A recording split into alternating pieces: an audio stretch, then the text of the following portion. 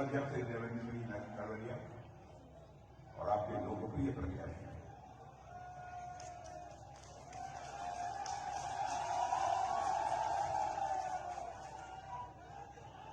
जिन्हें बोलते हुए मैंने बहुत ही गंभीरतापूर्वक सुना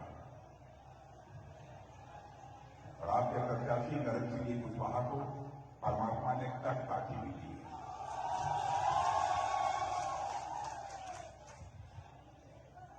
और जिस तरीके से आम जनता का रिस्पांस सुनने मिला है, मैं कह सकता हूं कि नरेंद्र सिंह कुशवाहा विधायक बनने के बाद रुतबे की राजनीति नहीं करते हैं, बल्कि नरेंद्र सिंह कुशवाहा विधायक बनने के बाद सेवा की राजनीति करते हैं। सेवा के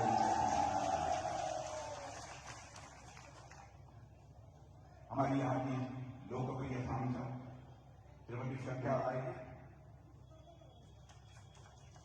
और इटावा की विधायक श्रीमती श्वेता भदौरिया, पूर्व सांसद श्री अशोक अरगल जी, श्री भागीरथ प्रसाद जी और हमारे आदरणीय रवि जैन जी, श्री केशव सिंह जी भदौरिया, रमेश दुबे जी, चरण सिंह जी कुशवाहा, बहुत सारे नाम हैं। मंच पर विराजित सारे हमारे सामान्य नेतागण, सभा में मौजूद मेरे सभी सम्मानित बहनों एवं भाइयों, शायद तीसरी बार फिर किसी सार्वजनिक सभा को संबोधित करने के लिए आप सबके सामने खड़ा हुआ।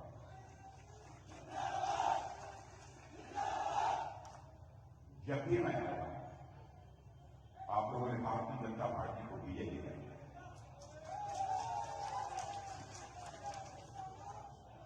आप लोगों ने इस बार भी बहुत ही गर्मजोशी के साथ स्वागत किया है। फूलों की हार पहनाकर आपने स्वागत किया है, नारे लगाकर आप लोगों ने स्वागत किया, तालियां बजाकर आपने स्वागत किया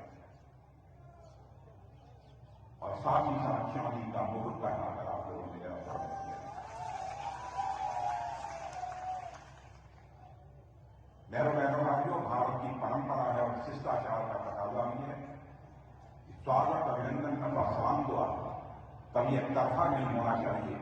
इसलिए मैं भी अपनी तरफ से इस बहादुर जनता के सामने शीश झुकाकर सभी का हार्दिक अभिनंदन करता हूं।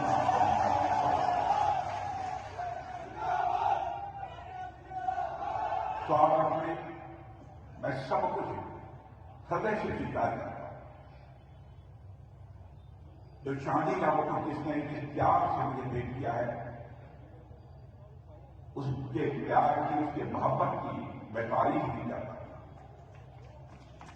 लेकिन मैं कहना चाहता हूं, या मैं चांदी का मुकुट आपको वापस करता हूं और इस शर्त के साथ वापस करता हूं, शादी होने के बाद अत्यंत गरीब परिवार की बेटी घर से विदा हो गई और उसके पांव में चांदी की पायल न हो तो मेरा मुकुट तोड़कर उसके चांदी की पायल न आपके हवाले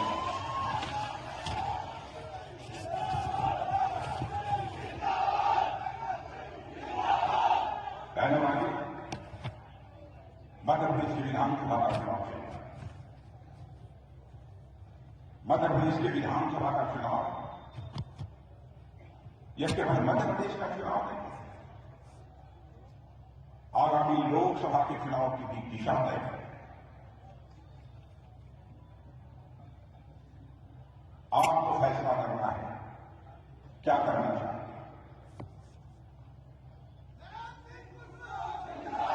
लेकिन मैं जानता हूं इस सच्चाई को हिंदुस्तान की जनता चाहती है।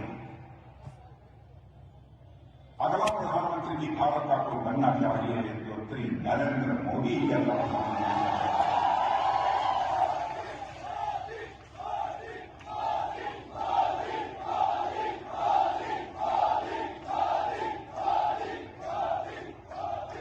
कोई सच्चाई को नहीं लगा सकता। कोई कह सकता है कि मोदी जी ने यह काम किया, वह काम किया। कामों की फहरिस्त आपके सामने पेश कर सकता है, लेकिन इस सच्चाई को कोई नकार नहीं सकता है कि 2014 में प्रधानमंत्री बनने के बाद मोदी जी ने भारत का मस्तक सारी दुनिया में ऊंचा किया है।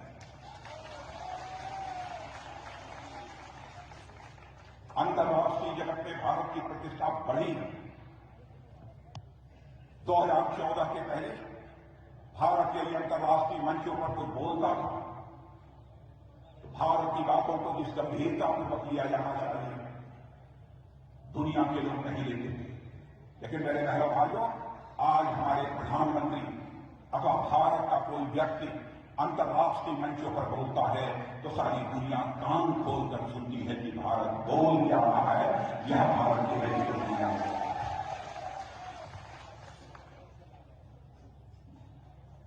आर्थिक मामलों में भी यदि आप देखें करिश्मा, और मैं प्रेस के दोस्तों से भी कहना चाहता हूं, मेरी कोई बात गलत हो अखबारों में लिख दीजिएगा, मेरी गलती होगी तो मैं इसे स्वीकार कर लूंगा, क्योंकि जिंदगी में हमने राजनीति की है तो जनता की आंखों में धूल झोंक कर राजनीति नहीं की है, जनता की आंखों में आंख डाल कर रही है। इसलिए कोई बात आपके सामने गलत नहीं बोली, अनजाने में कुछ हो जाए तो मैं नहीं कह सकता, उसके लिए मैं क्षमा मांगूंगा। 2014 के पहले हमारा भारत अर्थव्यवस्था के आकार के मामले में, धन दौलत के मामले में सारी दुनिया में 11वें स्थान पर खड़ा था। लेकिन 8 वर्षों के अंदर ही हमारी सरकार ने मोदी जी के नेतृत्व में करिश्मा कर दिया कि हमारा भारत 11वें स्थान से जंप लेकर आज दुनिया के 5वें स्थान पर पहुंच गया है। यकीन रखना, मैं ही नहीं कह रहा हूं, दुनिया की मानी जानी फाइनेंशियल फर्म मॉर्गन स्टैनली ने भी कहा कि वह दिन दूर नहीं है, यानी 2027 आने के पहले ही दुनिया के टॉप 3 कंट्रीज में आकर भारत खड़ा हो जाएगा। यानी एक अमेरिका होगा, एक चीन होगा, तीसरा नाम यदि होगा तो भारत। यह 2023 चल रहा है, 2026 समाप्त होते होते 2027 आते आते दुनिया की टॉप 3 कंट्रीज में हमारे देश की अर्थव्यवस्था की आकार बन जाए। यह कोई सामान्य उन्नति नहीं है।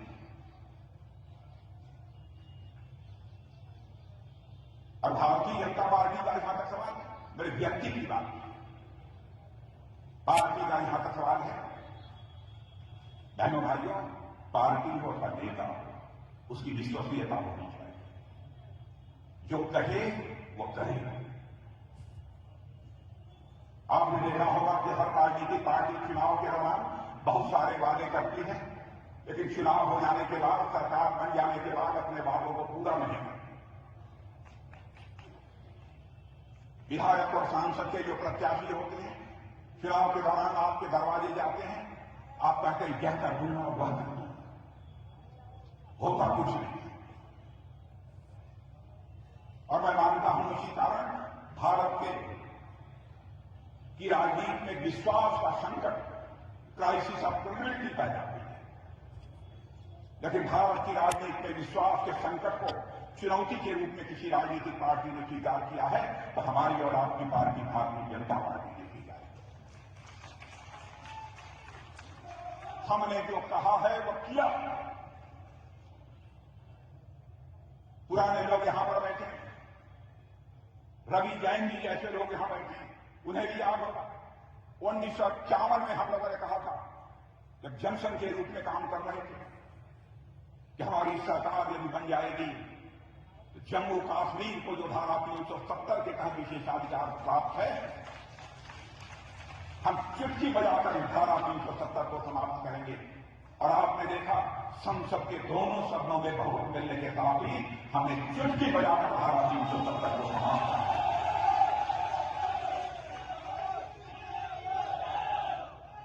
3 तलाक को हमने समाप्त करने की बात कही थी, चुटकी बजाकर हमने 3 तलाक को समाप्त किया।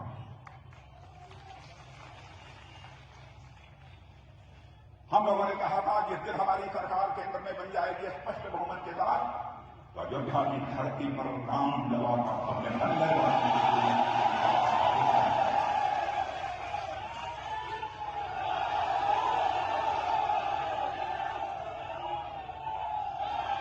वह भी करके दिखा। मेरे बहन भाइयों, हमारी कृति और कथन में कोई अंतर नहीं रहा। हो सकता है कि कोई कार्यकर्ता हो, कोई व्यक्ति हो, वो कभी कुछ कर दे, लेकिन पार्टी की विश्वसनीयता पर कोई नाक अलाल उंगली उठाकर सवालिया निशान नहीं लगाता। मुझे याद है जब मैं पार्टी का राष्ट्रीय अध्यक्ष था 2013-2014 में, मोदी जी को प्रधानमंत्री के उम्मीदवार के रूप में हम लोगों ने पेश किया। मैं पार्टी का अध्यक्ष था, तो मोदी जी और हम जब दोनों लोग बैठते थे तो बराबर इसी बात की चर्चा होती थी। मोदी जी कहते थे, राजनाथ जी आप देख लीजिएगा घोषणा पत्र में कहीं कोई ऐसी बात ना आ जाए कि हम लोग उसे कर लें। 2019 का चुनाव हुआ तो मोदी जी ने कहा कि राजनाथ जी जो चुनाव घोषणा पत्र तैयार हो रहा है, इसकी जो कमेटी है उसके चेयरमैन आप नहीं रहिए, खुद ही देखिए। मुझे भरोसा है उसमें कोई ऐसी चीज नहीं आने पाएगी जिसे हम पूरा नहीं कर। यानी घोषणा पत्र बनाते समय भी हम लोग बात का ध्यान रखते हैं, क्या हमको डालना है, क्या वो, ताकि किसी भी सूरत में विश्वास का संकट गहरा न होने का इतनी सावधानी रखती है। लेकिन आज भारत ही नहीं बल्कि दुनिया के लोग सच्चाई को स्वीकार करते हैं। बहन भाइयों, आज हम विदेशों में जाते हैं तो विदेशों में पहले भी मैं गया, आज भी मैं जाता हूं, जिस तरीके से मेहमान नवाजी की जाती है, लगता है यहां भारत बन गया लगता है हम नहीं कुछ हैं। इसका एहसास होता है दुनिया के दूसरे देश में।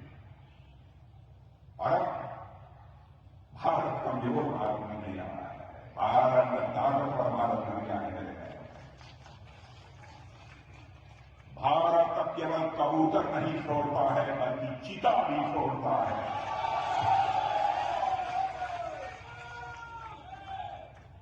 शेर भी छोड़ता है।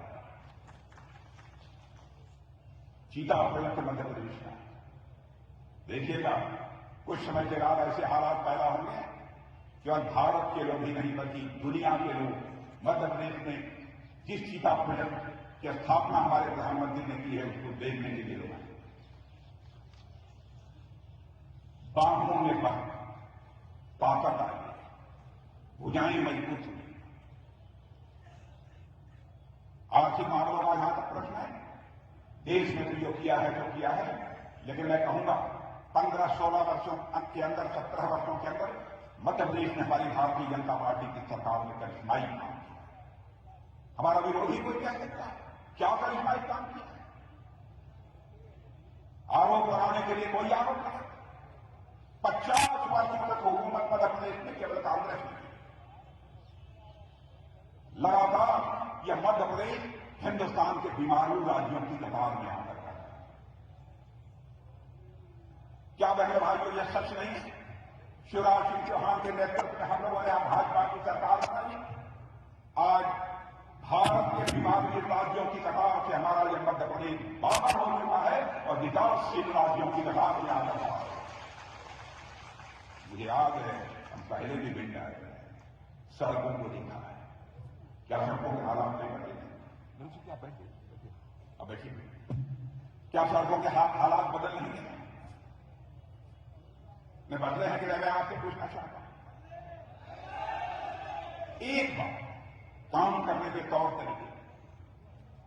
मेरे बहनों भाइयों, कांग्रेस की हुकूमत थी तो एक साल में 8 से लेकर 10 किलोमीटर बहुत अच्छी बनी, बहुत कोशिश किया, सड़कें बनती थी।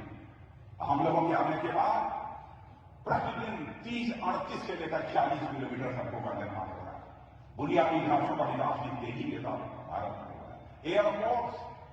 एयरपोर्ट 2014 के पहले भारत में केवल 74 से 74 थे, आज बढ़कर 148 जस्ट डबल हो गए। विकास कैसे किया जाता है इसकी भी कला भारतीय जनता पार्टी अच्छी तरह जानती है।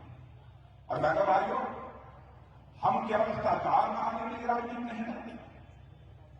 सरकार बनाने के लिए जो राजनीति करने वाले लोग होते हैं, जब चुनाव आ जाता है तब जनता के लिए बहुत सारी बख्शीश पेश करते हैं। हमने चुनाव के क्षणों की प्रतीक्षा नहीं की। मुझे याद है 2014 में नई सरकार बनी थी, मैं भारत का गृह मंत्री था। मोदी जी और हम दोनों लोग बैठे थे। मोदी जी ने अधिकारियों की बैठक बुलाई। उन्होंने कहा भारत में रहने वाले सभी लोगों का खाता खोल दिया जाना चाहिए। मैंने बाद में पूछा कि मोदी जी खाता खोलने से क्या तय राजनीतिक करिश्मा हुआ। बहनों भाइयों, करिश्मा हुआ है। आप कहेंगे कैसे?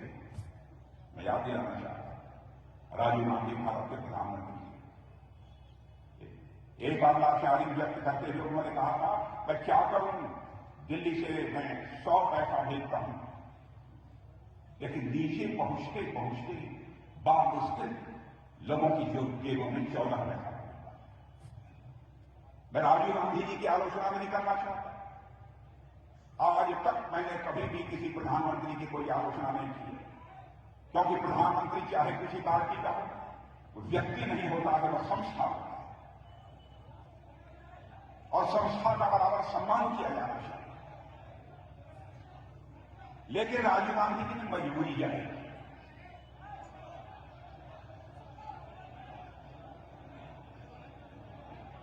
राजनीति जो जहां खड़े ना बैठ जाइए, आप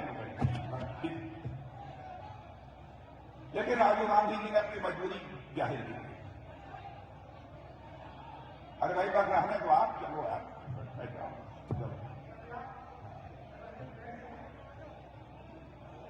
उन्होंने मजबूरी जाहिर की और ईमानदारी से उन्होंने मजबूरी जाहिर की। लेकिन उस मजबूरी को किसी ने समझा, तो हमारे प्रधानमंत्री मोदी जी ने समझा। इसलिए प्रधानमंत्री बनने के साथ ही उन्होंने कहा, पहला काम करो कि सारे भारत के रहने वाले जितने लोग हैं, हर परिवार का खाता बैंकों में खुल जाना चाहिए और बैंकों में आपका खाता खुल जाए। आज मैं दावे के साथ कह सकता हूं, भारत की बैंकों से 100 पैसा निकलता है तो 100 का 100 पैसा आपके खाते में पहुंचता है। बहनों भाइयों, एक पैसा भी गलत नहीं। भ्रष्टाचार पर भी काबू पाना है, भाषण देकर भ्रष्टाचार पर काबू नहीं पाया जाता। भ्रष्टाचार पर ही काबू पाना है तो व्यवस्था में परिवर्तन लाना, और व्यवस्था में परिवर्तन लाने का काम हमारी सरकार कर रही है। कई ऐसे काम, क्या आपने कल्पना किया था वह दिन भी आएगा कि मध्य प्रदेश के बीहड़ में भी अब लोगों के घरों में पानी नल के माध्यम से पहुंचना चाहिए, इसकी चिंता करने वाला कोई प्रधानमंत्री है? यह काम हम लोगों ने प्रारंभ किया। सीमा के जो हमारे गांव हैं, वहां पर भी हम लोगों ने नल के माध्यम से जल पहुंचा दिया है, लेकिन अभी काम पूरा नहीं हुआ है। लगातार हमारा यह काम चल रहा है और मैं भिंड के भाइयों को भी यकीन दिलाना चाहता हूं, भिंड की माताएं बहनें गर्मी के दिनों में दूर दराज से पानी लेकर घड़े पर घड़ा भर भर कर वह घरों में आती थी। वह दिन अब लग जाएंगे, लग गए होंगे, कुछ स्थानों पर लग जाएंगे और भारत का कोई घर शेष नहीं बचेगा जहां पर कि नल के माध्यम से लोगों को जल न मुहैया हो जाए। भारत में घर नहीं। किसने सोचा इसके नाम? यह करिश्मा भारत का। सारी योजनाओं के लिए मैं चर्चा करूंगा तो बहुत ही लंबा समय लगेगा, बहुत विस्तार में नहीं जाना चाहिए। लेकिन यहां पर मध्य प्रदेश की क्या हालत है? बीच में कमलनाथ जी की सरकार 1.5 साल के लिए बढ़ गई। अब हमारी शिवराज जी की सरकार में बहुत सारी योजनाएं प्रारंभ कर दी थी। हमारे प्रधानमंत्री जी ने बहुत सारी योजनाएं प्रारंभ कर दी। कुछ योजनाओं को बंद कर दिया। क्यों बंद कर दिया? क्योंकि शिवराज जी ने प्रारंभ किया, क्योंकि मोदी जी ने प्रारंभ किया। 8 लाख घर बनाने की मंजूरी हम लोगों ने दी थी, पैसा दिया था। उन्होंने कहा कि मध्य प्रदेश में 2 लाख घर की कोई जरूरत है, 2 लाख वापस कर दिया। मैं आपसे पूछना चाहता हूं, क्या बहनों भाइयों मध्य प्रदेश में आपको ऐसे ही करना चाहिए?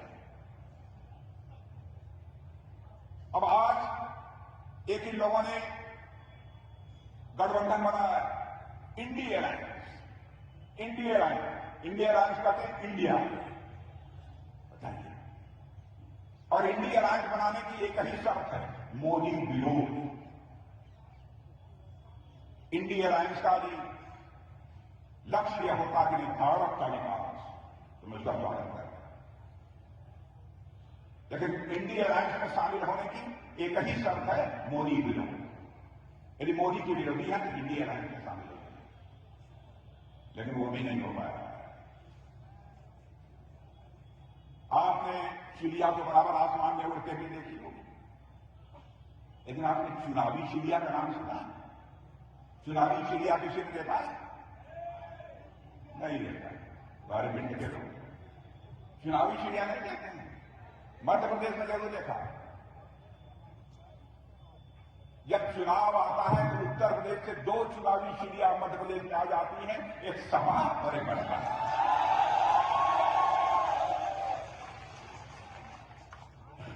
जब चुनाव समाप्त हो जाएगा तो फिर से एक चिड़िया वापस जाकर उत्तर प्रदेश में अपने घोंसले लेगी।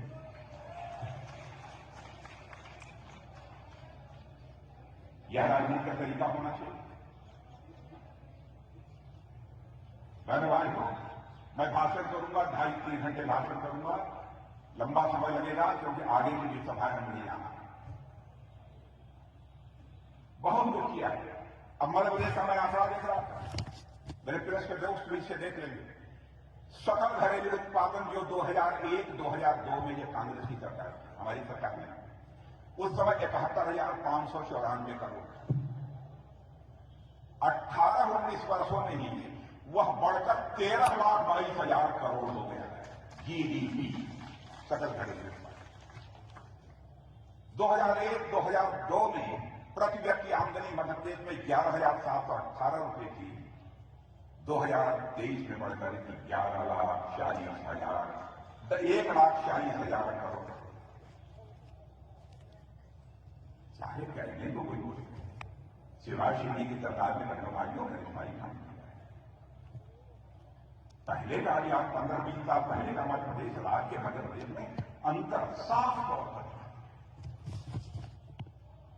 महिलाओं के लिए जो काम किया है, लाडली बहना योजना जो चल रही है, किसानों का जिस तरीके से उन्होंने कर्ज डाला,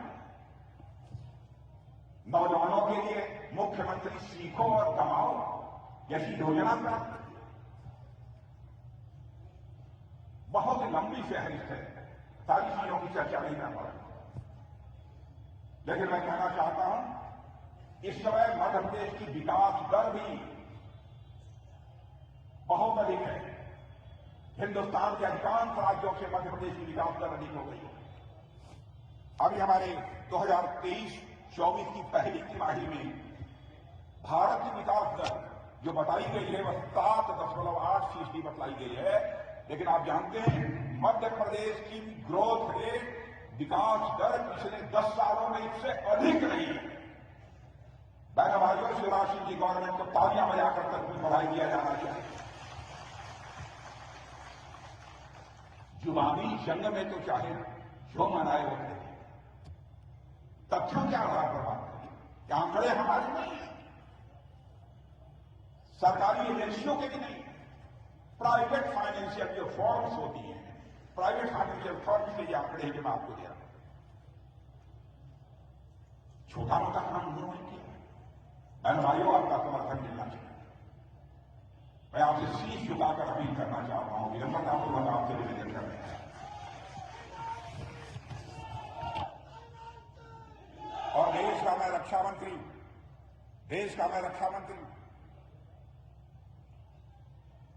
यकीन दिलाकर जाना चाहता हूं, भारत का मस्तक झुकने नहीं देगी है।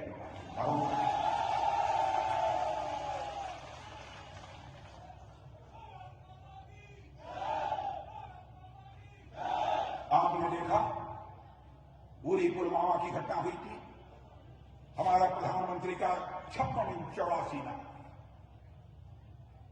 हम 2-3 लोगों की बैठक बुलाई, 10 मिनट के अंदर फैसला कर दिया। और उसके बाद आपने देखा कि हमारे सेना के जवान, जिसमें हमारे भिंड के भी बहादुर माताओं की कोख से पैदा हुई सेना के जवान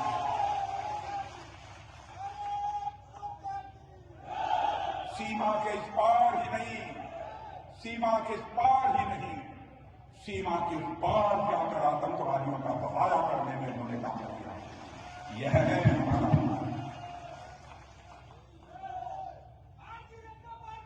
भाइयों, आपका समर्थन चाहिए। मुझे विश्वास है आपका समर्थन है। नरेंद्र सिंह जी कुशवाहा,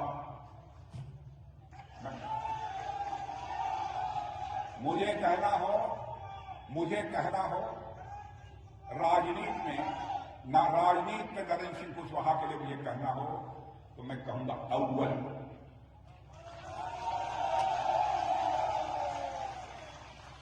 और अभी नरेंद्र सिंह कुशवाहा को आप अव्वल मानते हैं, 24 कैरेट का भी मानते हैं, एक बार सभी आप लोग अपनी मोबाइल निकाल लीजिए और मोबाइल एक बार जलाकर मुझे दिखा दीजिए ऊपर। मैं देखना चाहता हूं कैसा दृश्य होता। मैं मान लूंगा कि आज ही आप लोगों ने दीपावली मना ली। और जरा ये थोड़ा बीच में दिए रहिए, खड़े हो जाइए एक बार सब लोग, मोबाइल चलाकर सब लोग खड़े हो जाइए। प्रेस के दोस्तों से कहूंगा हुआ दृश्य देखिए छतों के ऊपर भी लोगों ने जला रखी है।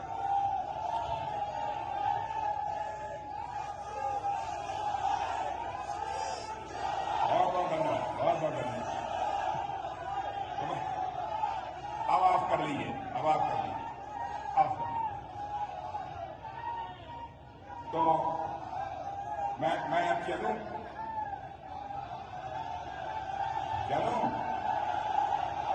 चले भैया,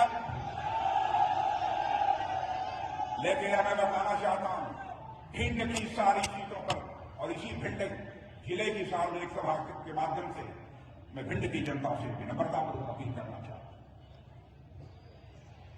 आपकी आन बान शान पर हम कभी आंच नहीं आने देंगे।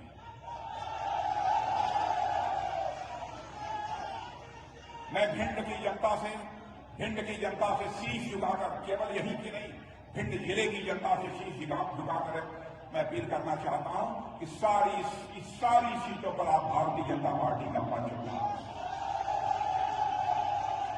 और जीत जाने के बाद नरेंद्र सिंह जी कहां हैं? नरेंद्र सिंह जी आप सीनियर लीडर हैं, भिंड की सारी सीटें यदि जीत जाती हैं, एक बार बहनों भाइयों मैं कहूंगा नरेंद्र सिंह कुशवाहा जी को, एक बार मुझे फिर से भिंड की जनता के बीच बुलाइए। और बहनों भाइयों, यदि भिंड की सारी सीटों को जीतने के बाद आपके बीच मैं आना चाहूंगा, फूलों की हार पहनने के लिए नहीं आना चाहूंगा, चांदी का मुकुट पहनने के लिए नहीं आना चाहूंगा। यदि मैं आना चाहूंगा तो शीश झुकाकर, भिंड की बहादुर जनता के सामने शीश झुकाकर आभार व्यक्त करने के लिए आप सबके